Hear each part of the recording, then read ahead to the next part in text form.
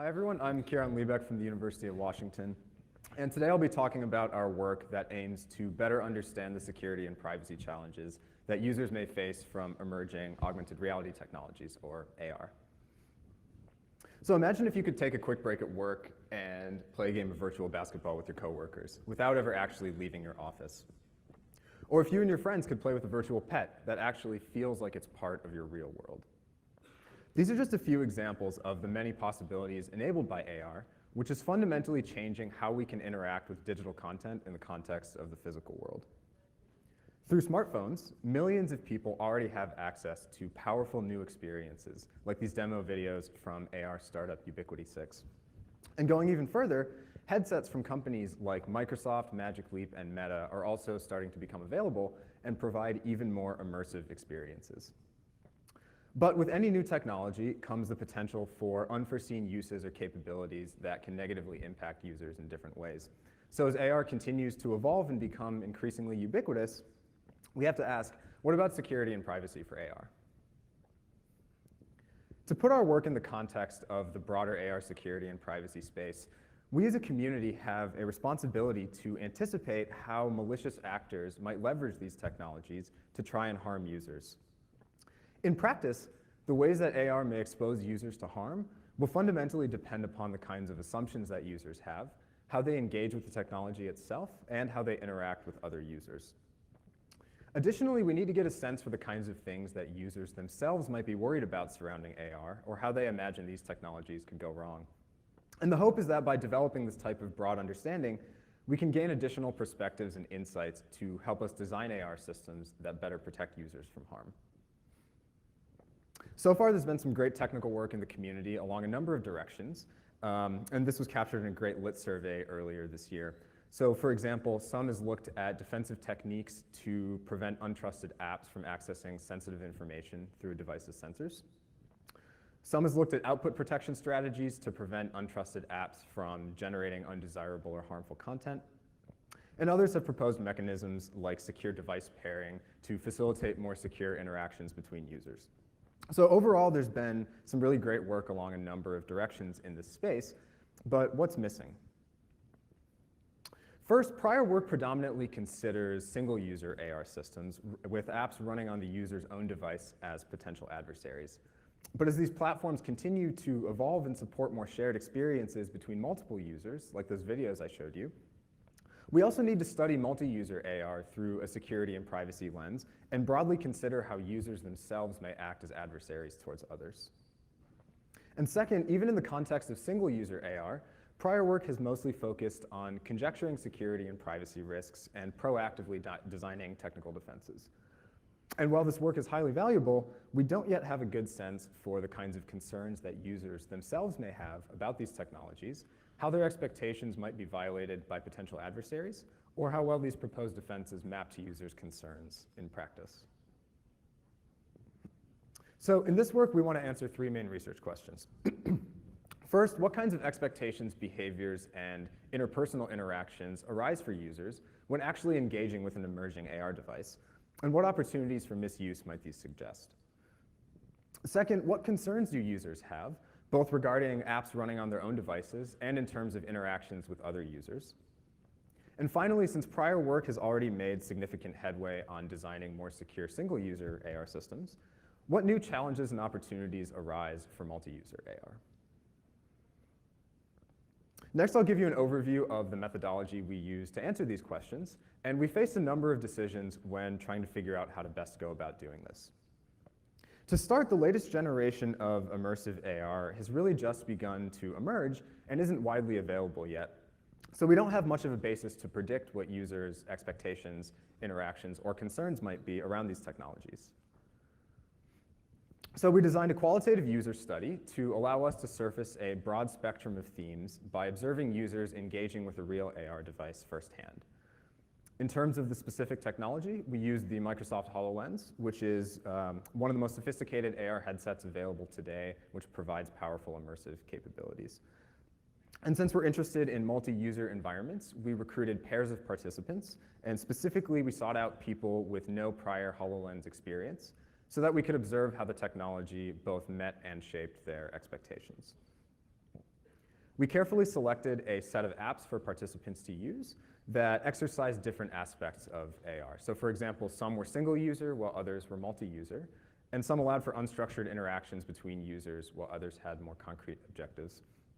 And in one case, we built one of the apps ourselves when existing apps didn't provide all of the capabilities that we wanted. And finally, our study was approved by the University of Washington's Ethics Review Board. Our study was comprised of 5 sequential stages, which consisted of either semi-structured interview questions or HoloLens activities. You can find a full description of our study protocol in the paper's appendix, but I'll try and give you an overview of each stage next. We began with a short set of questions to gauge any prior AR exposure participants may have had, either through personal use, observations of others using AR, or in the media. Participants next went through the HoloLens tutorial on the left here, followed by the HoloLens shell on the right. And the shell is a single-user app that acts kind of like a 3D desktop, which also allows users to place spatially aware 3D objects throughout their physical environment.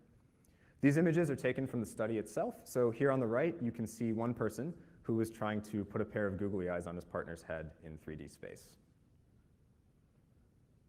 After those apps, we asked participants a few questions about their initial impressions of the HoloLens. And we also had them spend a few minutes brainstorming potential use cases for AR. Through our pilot interviews, we found that including a brainstorming session seemed to help participants think more concretely about these technologies and lead to more rich discussions in the final interview phase. Next, we had participants use 3 more apps. On the left, we have RoboRaid, which is a single-player first-person shooter video game. In the middle, we have Skype for HoloLens, which is a multi-user app where one user is on a HoloLens and the other user is actually on a tablet. The tablet user can see the HoloLens user's first-person perspective, and both users can freehand draw colored lines within a shared 3D view of the world. And since the selection of multi-user apps on the HoloLens App Store was quite limited at the time we conducted our study, we built a second app ourselves that allows multiple users to create and move blocks around in a shared 3D space, and you can see this on the right. We concluded with a set of semi-structured interview questions around 3 main themes. First, we revisited participants' impressions of the HoloLens to see if they may have changed since their initial impressions. And then we asked them to discuss concerns they might have in the context of 3 open-ended adversarial scenarios. These included harassment involving other users, interactions with untrusted apps, and interactions as bystanders to other AR users. Even though we gave participants this set of scenarios to consider, we didn't provide them with any examples of the types of things that these adversaries might do in practice, instead allowing participants to surface the specific concerns that they themselves had. And finally, we asked them to reflect on their multi-user experiences and in what kinds of situations they might prefer single or multi-user apps. And as I mentioned before, you can see the full details of our interview protocol in the paper's appendix. So that summarizes our study protocol, and now I'll dig into some of our findings. We recruited 22 participants in 11 pairs, and there was a mix of genders, age ranges, and professional backgrounds. Participants generally had little to no prior AR exposure, and we recruited people who had some kind of pre-existing relationship with their partner in the hopes that they would feel more comfortable experimenting with the technology and potentially pushing boundaries with each other. We organized our findings according to our 3 main research questions, and I won't have time to discuss all of them today, so I'll try and give you some of the highlights. Recall that we're interested in understanding how users' expectations might be violated by potential adversaries. So we'll begin by taking a look at some of the expectations and interactions that we observed during the study. One observation that actually surprised us a lot was how immersed participants got in their HoloLens experiences, despite important technical limitations of the device, like its small field of view. One participant captured this feeling when he said he was kind of getting mixed up between AR and real life. And on the right, you can see the same participant physically ducking to avoid being shot by a virtual laser beam in the RoboRaid app.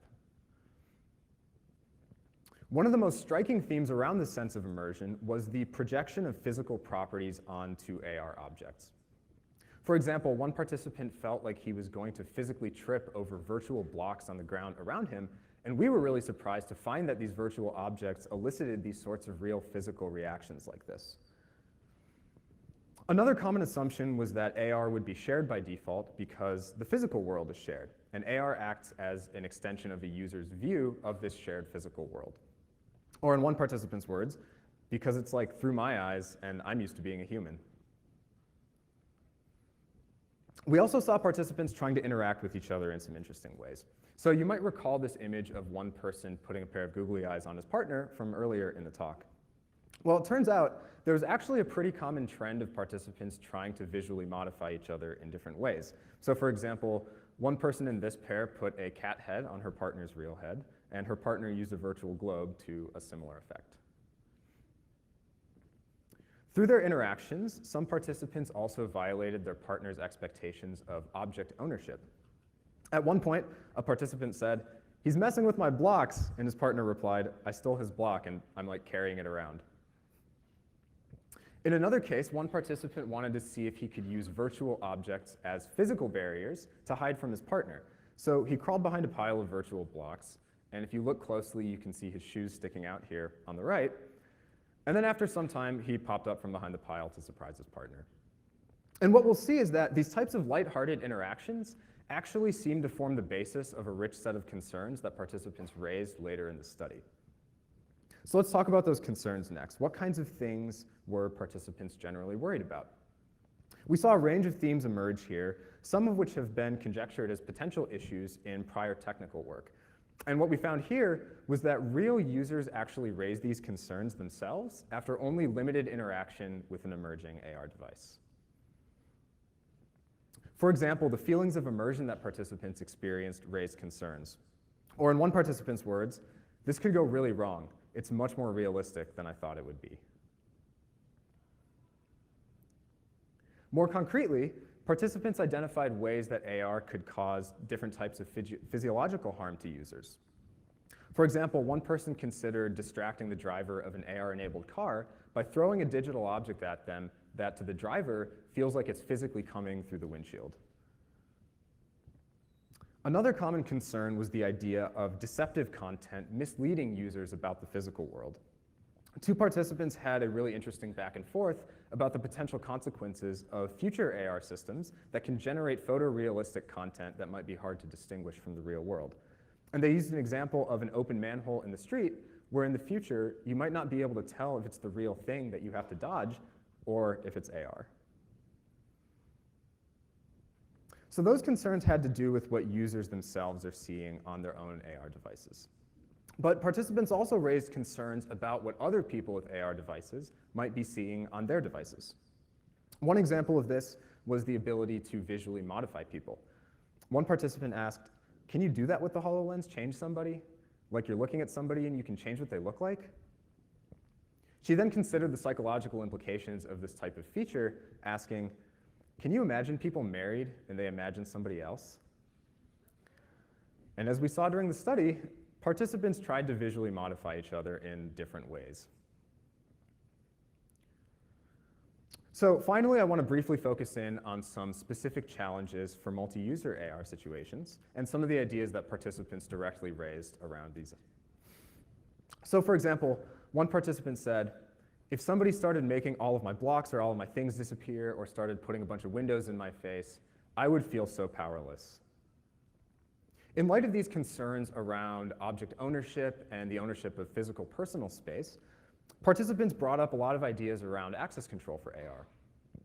For example, one person said, "If access to apps was not controlled, then anyone could just interrupt your environment at any time." Participants had lots of ideas around both view and edit permissions for AR, and some even had ideas for specific mechanisms that AR systems might employ. For example, using a particular physical wall as a backdrop for shared content, with everything else made private by default. In analyzing participants' concerns, we also uncovered a number of additional design challenges and opportunities for improving the security and privacy of multi-user systems. And I won't have time to talk about these all today, so you can check it out in the paper.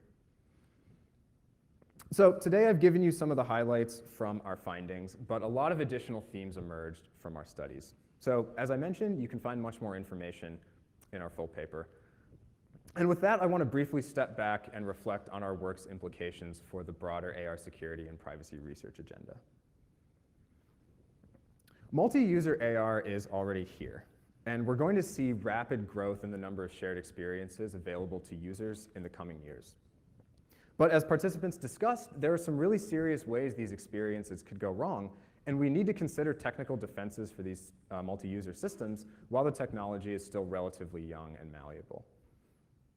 Additionally, we need to keep engaging with users. Participants had a lot to say, and factoring users' perspectives into the design process will be critical to ensuring that AR technologies can appropriately meet users' needs. And finally, even though many of these issues sound like problems for far future technology, we found that today's AR technologies are already sufficiently immersive to elicit a wide range of concerns. We don't need to see significant advancement in the underlying technology for these issues to start manifesting in practice. All it will take is increased adoption of today's technologies for users to start facing potentially serious security and privacy risks. And with that, I want to thank my collaborators at UW, Kimberly Ruth, Yoshi Kono, and Franzi Rosner, as well as everyone who participated in our study. And thank you all for your attention, and I'm happy to take questions.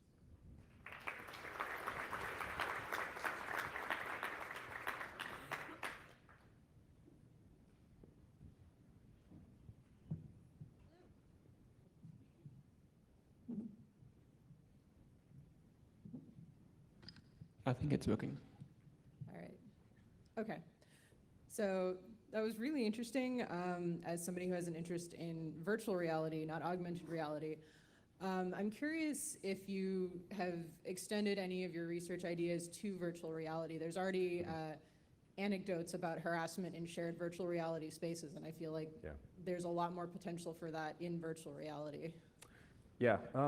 We haven't thought about virtual reality explicitly. We've, just in meetings and stuff, considered the ways that some of these issues might extend there, but we haven't done any systematic exploration of that space yet. Okay. Yeah. Is that something you'd consider in the future? Yeah, definitely. We've just focused on AR for the past few years, but I mean, VR is, I also find VR very interesting too, so I would definitely be interested in looking more at that, yeah. Awesome, thank you. Yeah. Hi, really interesting talk. Vinny Monaco, Army Research Laboratory. Just wondering, have any of the users had any exposure to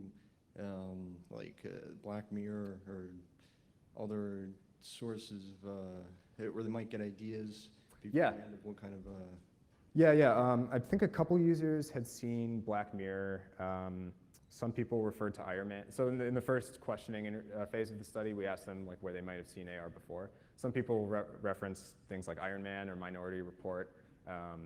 One or two, I think, referenced Black Mirror. Neat. Yeah. Thanks. Yeah. Thank you for the talk. Joshua from Oracle Cloud Infrastructure. I'm asking because I think some other people might wonder the same thing. I guess when I think of securing an iPhone or a web app or something, I don't think I need to go talk to the average iPhone user and ask them what they think security needs to look like. So I guess what's sort of your reasoning for looking to average users to brainstorm what problems might be? Yeah, I think as researchers, we spend a lot of time thinking about the potential security and privacy issues that these technologies might raise. But as experts, our perspectives are inherently different than people who might have less exposure to this or less of a academic or technical interest in the technology.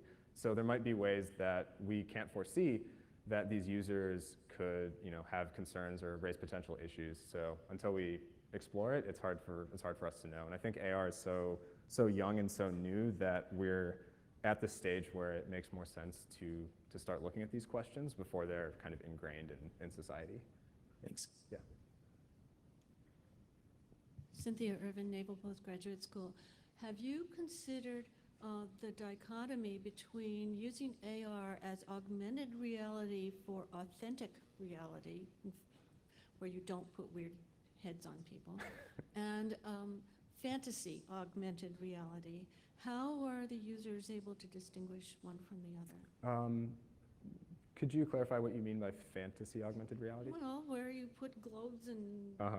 And so authentic augmented reality would be content that is directly pertaining to something in the physical world, like seeing a label of somebody's name above their face or something like that? Or helping to augment a real situation with more information about the real world? I see. Yeah. So we've considered lots of different use cases for AR. The current state of these immersive technologies, it's mostly things like games that are available right now. So we don't have too many, I guess, like authentic reality, and it's, if I'm using that term correctly, we don't have too many apps that fall under that category available yet on devices like the HoloLens. But personally, I think We do. Yeah? Oh. We didn't have them available on the HoloLens App Store, I guess, at the time we conducted the study. But yeah, I think those would be really interesting to explore as well, especially in more like public spaces and places where people are interacting with each other in different ways in the physical world. Yeah. Sadly, we're running out of time. Sorry, maybe you can take the question offline. Let's thank Karen again.